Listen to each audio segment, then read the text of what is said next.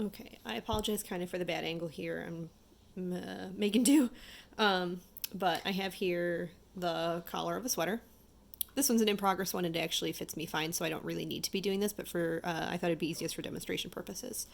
So you can do the slip stitch either so that the chains are on the outside. It creates a little design detail. I usually put mine on the inside because I want them to be hidden. Obviously, I'm doing this with a contrasting color for visibility. You're going to want to use the same yarn. Similarly, you're going to want to get either a very similar sized hook or a slightly smaller hook. The smaller the hook, the tighter these stitches will be and the tighter it will cinch. If you cinch too tightly, sometimes you can get some puckering, so I find it's easiest to just kind of play with it, experiment. I usually end up ripping out my slip things that I need to do a couple times before I get them right. But it's pretty simple. So here's your yarn. Again, you're going to want to work to hide the stitches. You're going to want to work from the wrong side of the fabric. So I'm holding the back of the collar now, and you just pop your hook through the stitch. You place the yarn onto the hook and then kind of hold the tension here like this. Pull it through. And that's your first chain. And then you can I usually tend to grab on my next stitch both of these to kind of weave in the ends as I go, but you can also just drop that not working yarn and weave it in later because holding it together does create a little bit of bulk. But you're just going to go to your next stitch or your next other stitch again. If you skip stitches, it's going to tighten up more. If you do every stitch, it'll be a little bit looser.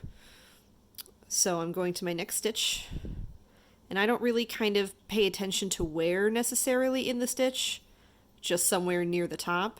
But you're going to grab again those strings, pull them through to the wrong side of the fabric, and then pull them once more through the loop, and that's your first slip stitch.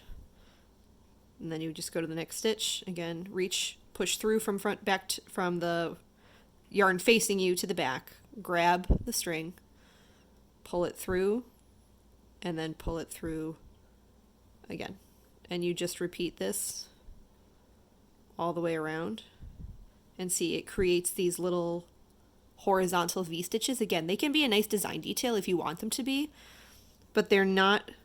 They will look you'll kind of, if you look for them, see them from the front, but not really.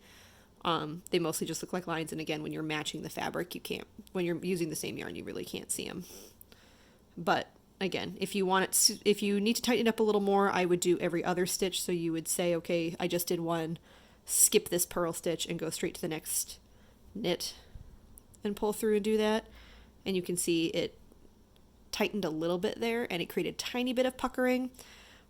So I wouldn't do that. Sometimes you can go all the way around if you want. Again, sometimes I find that can make things too tight, so maybe I'll just do a little section right where it's flapping, or for your example, I think I would probably go straight across the top because it will pull in, stop that puckering, and it will lay nice and flat for you. So that's what I would recommend for what you're working on.